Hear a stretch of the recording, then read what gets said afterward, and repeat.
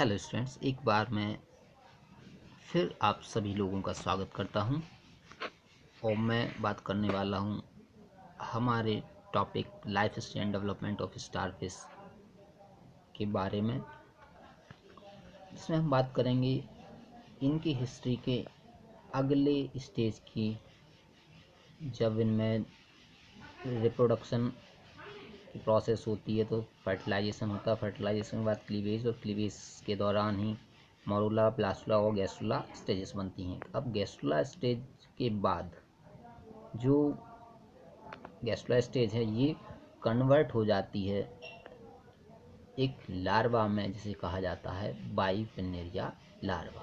तो यहाँ से लार्वल स्टेजेस स्टार्ट हो जाती हैं। तो बाइपिन्नेरिया लार्वा जो है वो the bipinnaria larva develops from the zygote in about 1 week. तो जाइगोट से बाइपिन्नेरिया लार्वा बनने में लगभग 1 सप्ताह का समय लगता है। It is bilaterally symmetrical.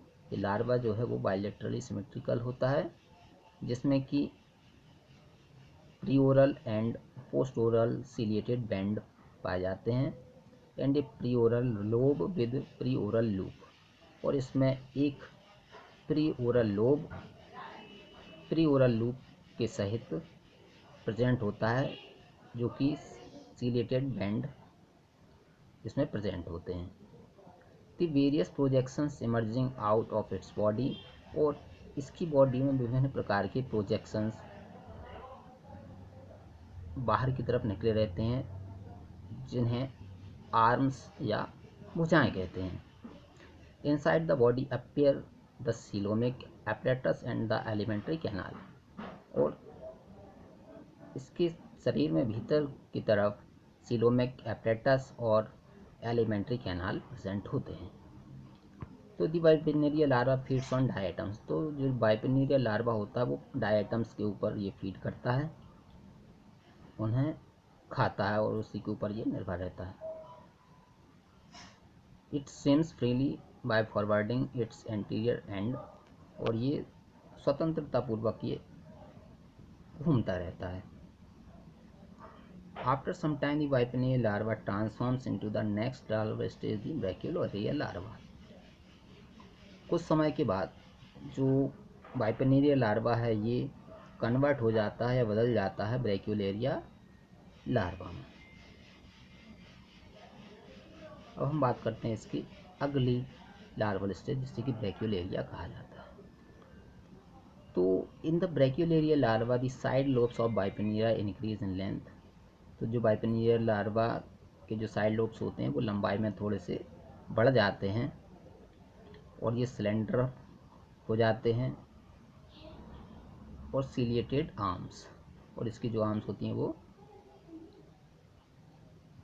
Ciliated हो जाती हैं। The larval arms move and contract. इसकी जो लार्वल आर्म्स होती हैं ये संकुचन की प्रोसेस इसमें स्टार्ट हो जाती है। तो the pre oral arms also give out processes called the brachiolar arm.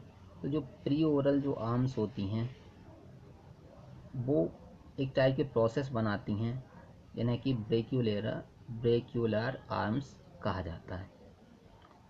The arms of brachiolaria larva have coelomic prolongations and possess tips of adhesive cells। तो जो ब्रैक्यूलेरिया लार्वा है उसकी जो आर्म्स हैं उनमें एडिसिव डिस्क या एडिसिव सेल्स प्रेजेंट होती हैं। The basis of these arms surrounded the elevated adhesive glandular area performing the function of A sucker. तो जो आर्म्स हैं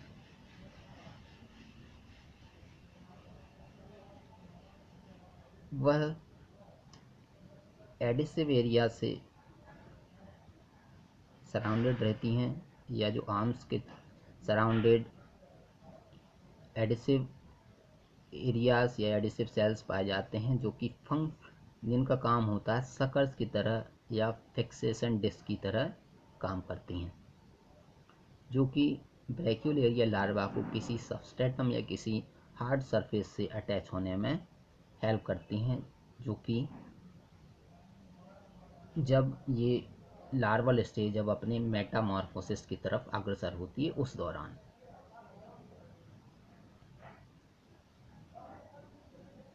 अब हम बात करते हैं नेक्स्ट इवेंट्स की, वो होती है मेटामॉर्फोसिस। इन अबाउट 6 और 7 वीक्स, लगभग 6 से 7 सप्ताह के बाद the brachiolaria larva settles on the bottom. तो जो ब्रेक्यूलेरिया लार्वा है वो बॉटम में सेटल्स हो जाता है on some solid objects and is fixed with that by its adhesive arms. तो जो ब्रेक्यूलेरिया लार्वा है वो किसी सॉलिड सरफेस या सॉलिड ऑब्जेक्ट से जाकर के वो अटैच हो जाता है अपने एडेसिव आर्म्स की मदद से। Now the bilaterally symmetrical larva Metamorphosis into a radially symmetrical adult. इस दौरान जो बायलेटरली सिमेट्रिकल लार्वा है वो मेटामॉर्फोसिस करके रेडियली सिमेट्रिकल एडल्ट में कन्वर्ट होता है। The larval mouth and anus close, जो लार्वा का जो माउथ और एनस होता है वो क्लोज हो जाता है और a new mouth is formed on the left side of the larva and a new anus is develop on the right side. तो लेफ्ट साइड में एक नया माउथ फॉर्म हो जाता है जिसे कि ओरल कहते हैं, और राइट साइड में एक नई एनस बन जाती है जिसे कि एबोरल कहते हैं। To the left and right side of the larva, the subsequently differentiated into oral and aboral surface। इस प्रकार से जो लेफ्ट और राइट साइड होती हैं लार्वा की, उन्हें क्रमशः ओरल एंड एबोरल सरफेस कहा जाता है एडल्ट अवस्था में। 5 लोब्स कॉल्ड आर्म रूडिमेंट, जो इसके 5 लोब्स होते हैं या 5 लोब होते हैं वो उन्हें आर्म कहा जाता है।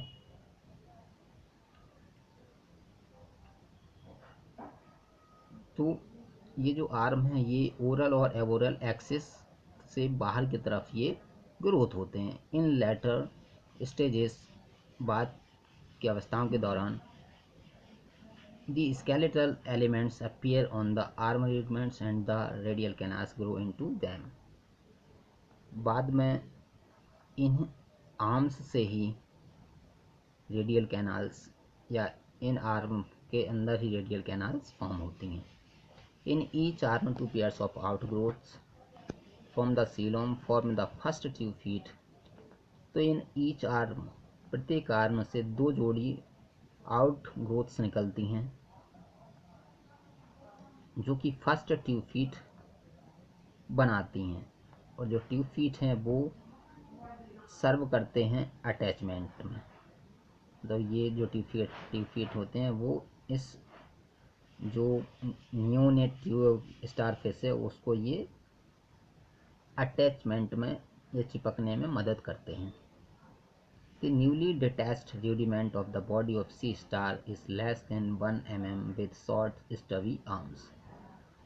अब जो ब्रैक्यूलेरिया लार्वा से जो नई स्टारफिश जो बनती है वो छोटी छोटी भुजाओं सहित उसका जो आकार होता है वो होता है लगभग 1 mm, 1 मिलीमीटर के लगभग आकार होता है। तो थैंक यू सो मच। यदि वीडियो लेक्चर अच्छा लगा हो तो लाइक कीजिए और कमेंट कीजिए। यदि कोई डाउट है तो हमें कमेंट बॉक्स में लिख भेजिए।